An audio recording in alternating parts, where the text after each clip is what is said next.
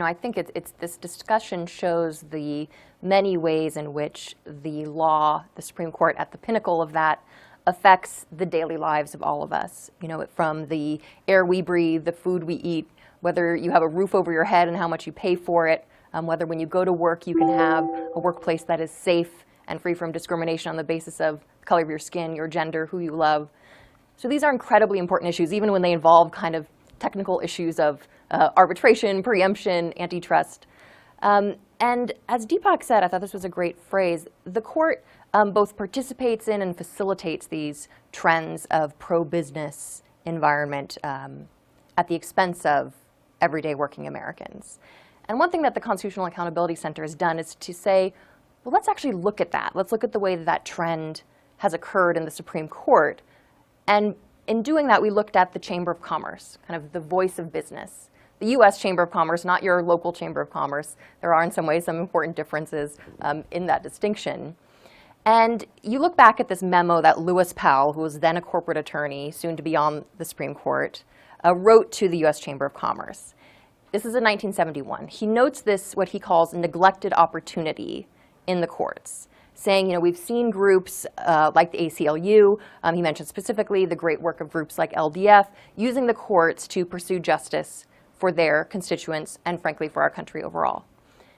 We as the business community should be harnessing the courts, is what he said in his memo to the Chamber of Commerce. We should be using them as an agent of economic and political change.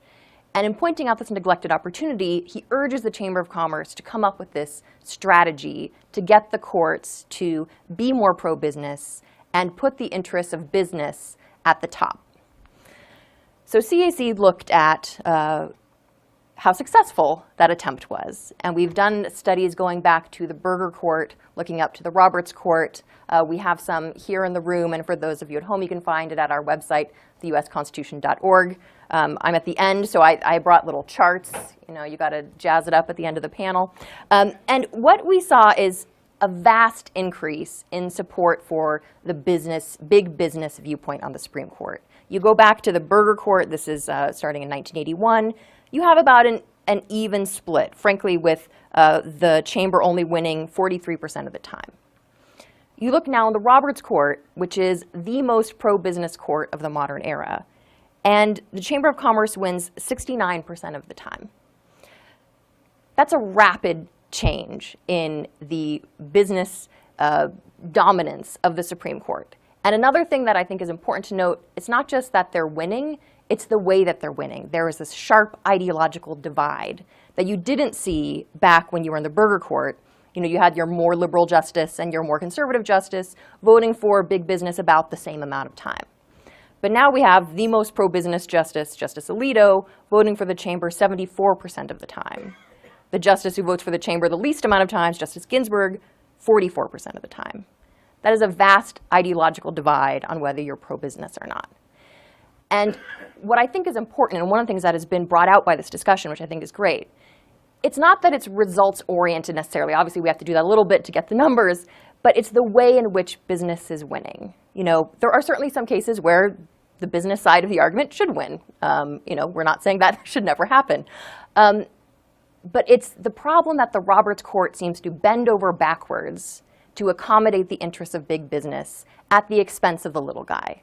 And they don't seem to show that same solicitude when you're looking at access to justice cases for those of us who are just individual Americans, as opposed to access to justice cases when you're a big business that wants to have your justice in an arbitration proceeding one-on-one and not in a class base. You see these arbitration cases, I think, is a perfect example. That reading in the Concepcion case that Deepak mentioned is a vast overreading of the Federal Arbitration Act, which Justice Breyer points out in his dissent in that case.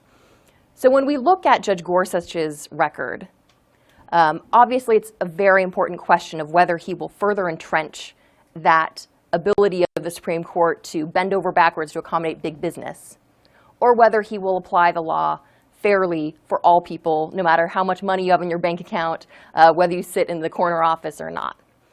And CAC has put out this report that raises some concerns. We don't take a position until after the hearing, so we're not opposing, but we do have some concerns precisely on this point of overreading statutory or regulatory language to favor the business at the expense of the working American. There's this case, the Trans Am trucking case is a great example, which has gotten some press, where Gorsuch dissented from the majority ruling that said that this trucker who was on the side of the road in freezing conditions, faced with the question of, okay, my brakes failed, I have this load full of goods in my truck, it's freezing cold, the company tells me to stay here with the goods in the back of the truck, but I'm like literally freezing to death.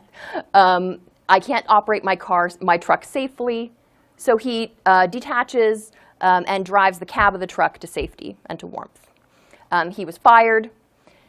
The majority says he's protected under this federal safety law for whistleblowers, for people who refuse to operate, who fail to operate equipment in an unsafe manner. Gorsuch engages in dissent in this very cramped, frankly, acontextual reading of the statute to say, well, he didn't actually, the statute says failure to operate. He didn't actually fail to operate because he drove the car.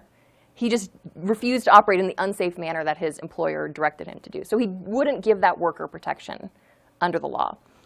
It's not that he would have voted for business, it's that he engaged in this cramped interpretation of the law that I think even Chief Justice Roberts, when he looks at the statute, for example, in the King v. Burwell ACA case and says you have to look to the entire purpose of the statute, not isolated words out of context, I don't even think Chief Justice Roberts would have voted with Gorsuch in that case.